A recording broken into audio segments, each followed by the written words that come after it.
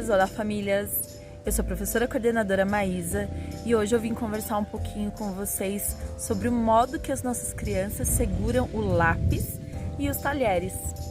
Vocês sabiam que é muito importante que as crianças desde cedo sejam orientadas a pegar os instrumentos da maneira correta?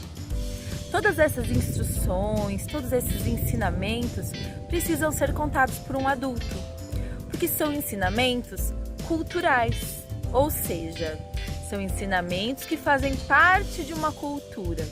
A gente não aprende o modo correto de segurar um lápis quando a gente pega um lápis pela primeira vez. Por exemplo, no momento que a criança está comendo, é muito importante que tenha um adulto do lado e que ele possa fazer as orientações corretas para que o aluno segure corretamente a colher, o garfo, para que ele possa colocar com mais facilidades os alimentos na boca. Essa é a principal função da colher, fazer com que as crianças peguem a comida de uma maneira segura e levem até a boca sem derramar, sem espalhar. Levem a comida na boca de uma maneira mais prática, mais segura e correta. Quando a gente deixa as crianças começarem a se alimentar sozinha, é normal que caia comida na roupa, é normal que a criança em alguns momentos pegue a comida ou a colher de uma maneira equivocada, por isso que a gente precisa estar sempre junto. Isso também acontece quando a criança começa a segurar lápis. E a gente tem diferentes tipos, diferentes formatos, diferentes espessuras de lápis. E essas diferentes espessuras, esses diferentes formatos, eles têm uma razão de acontecer. Os lápis mais grossos, as canetinhas mais grossas, elas têm a função de auxiliar as crianças que estão começando com esse contato. Os lápis mais finos, as canetinhas mais finas, elas requerem um movimento menorzinho, um movimento mais específico. Por isso que a gente sempre coloca nas nossas atividades desenhos, pinturas, para que as crianças explorem esse material. E essas habilidades de mexer corretamente os dedos, as mãos, os punhos, a gente chama de grafomotricidade. Grafomotricidade são os movimentos necessários para poder auxiliar na hora da escrita. Então, uma criança que é estimulada e que é orientada a usar corretamente as mãozinhas e os dedinhos, ela vai ter uma maior facilidade para pegar um lápis de escrever, para pegar uma caneta. E a gente não precisa começar essas atividades logo de cara com uma caneta e com um lápis. E nesse momento a gente não está falando somente de lápis e de colher. A gente está falando também da criança conseguir pegar pequenos objetos. O que vocês podem fazer aí em casa?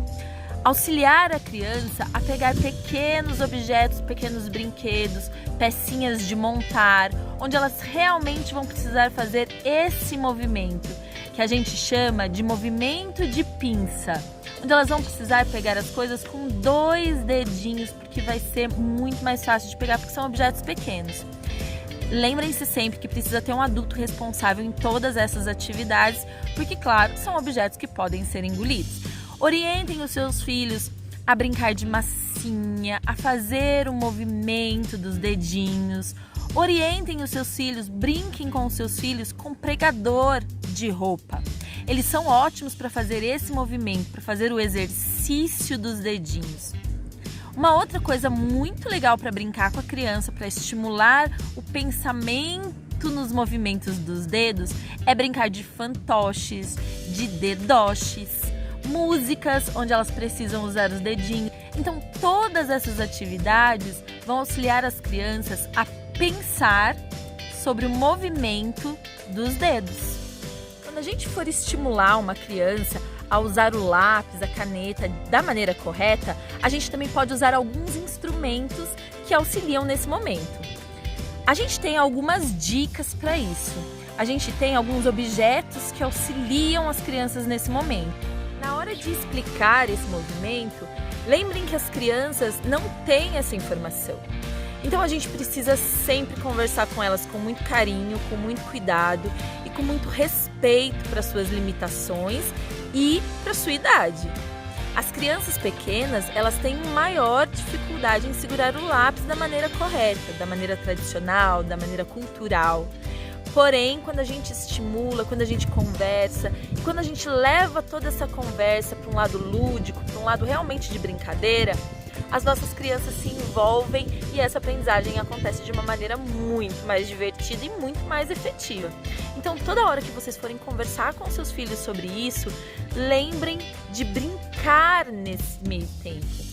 Não é uma hora de fazer um exercício cansativo e chato, e sim a hora de brincar, a hora de se expressar por meio de desenho, a hora de usar diferentes cores do lápis. Isso vai fazer com que o interesse da criança nesse assunto aumente muito mais.